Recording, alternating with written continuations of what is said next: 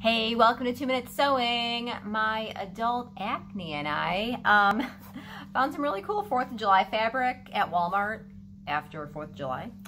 So we're gonna make some pillows. I think I'm gonna use, not piping, but something, we'll see. All right, let's go.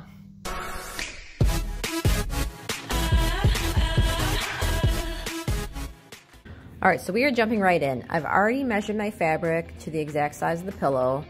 I've got 1 square for the front and 2 rectangles for the back, and they're already hemmed. So if you're making your basic pillow, that's all you need. But I've got these little strips.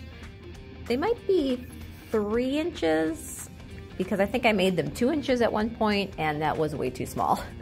So they might be 3 inches or maybe 2.5.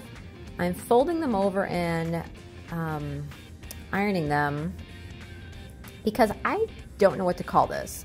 I'm gonna call it piping, but it's not because there's no cord inside. But I'm gonna actually put this all around the outside just to give the pillow more pizzazz.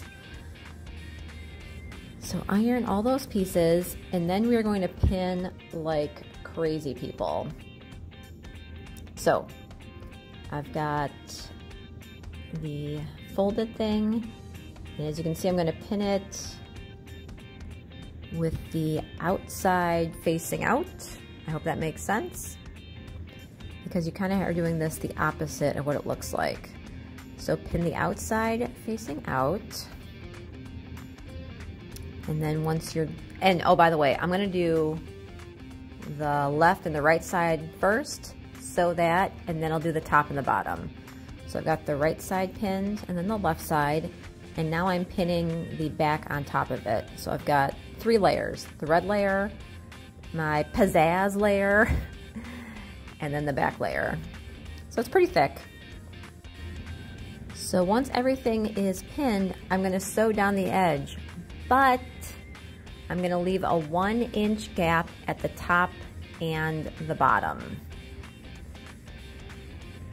So here's what it's kind of going to look like, although it's hard to see because there's pins, so it doesn't unfold all the way. So again, when you're sewing, leave a 1-inch gap on the top and the bottom. And here's why you need a gap, because the little pizzazz piece for the top, which I haven't done yet, and it's not going to be this color. You need to be able to kind of cram it in there and make a sandwich. So you can't do that until you're ready to go. So let's go to the sewing machine and sew up and down the left and right side. But again, leave about a 1-inch gap. And this sewing is pretty great because you can use any thread you want. You will not see these threads ever. The only threads you're gonna see is the hemming of the 2 rectangles on the back where you slip your pillow in there. So get out your old thread that nobody cares about and use those. All right, so take out all your pins. That kind of takes forever because you've got them all over the place. All right, and here is kind of what it's going to look like. So you've got your little pizzazz piece. And actually think about it, the little pizzazz piece could be like a contrasting color or a completely different pattern. That might be pretty cool. All right, so next let's get the pizzazz pieces ready for the top and the bottom. So again, fold it over, iron it really, really good. And now once again, I'm gonna pin it, you know, the outside facing out. And as you can see, we are overlapping the pizzazz piece from the other side. And I'm doing it wrong, outside facing out. There we go. So, new pizzazz piece, touching the red, get the left and right side pizzazz piece on top, and we're gonna make a big old sandwich. So I recommend pinning the pizzazz, then making your little corner sandwich, put a bunch of pins there. Finally, getting the kind of back flaps pinned down.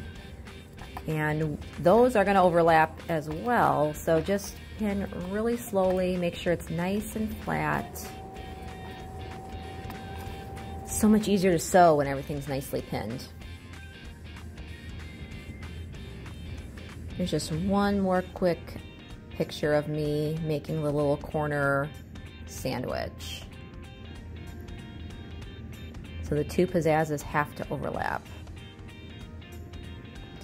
And now notice we've got the overlapping back pieces plus the pizzazz plus the front. So you've got a ton of fabric there.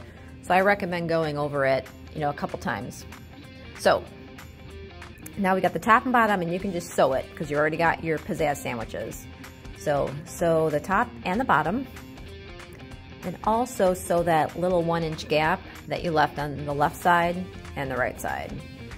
So sew the top and bottom, and then sew the little gaps. And once again, you can see this random thread I'm using because you're not going to see it at all. So when you're all done, you should have everything sewn around the whole pillow. And the fact that you're using those two flaps means you can get your pillow in there. All right, now the fun part, taking out all those pins, and you're gonna have a billion. They're everywhere. Clip the corners. That's what I would recommend. Those corners are thick. So if you put the pillow in there, you know, the corner might be kind of rounded. Don't clip too much. You don't want to clip any threads, but clip those really thick corners. Do all 4. Turn it inside out and admire your handiwork. See me kind of punching out those corners. They're still pretty thick. And it's kind of hard to see the little pizzazz strip, but it's there. All right, cram your pillow in there. That red fabric I bought from Walmart was like the exact size of the pillow. It was a fat quarter, so this pillow's gonna be pretty thick, but I like it. And that's it. So pillow with pizzazz. I'll put this away for next year, 4th of July. All right, like, subscribe, you know how this works.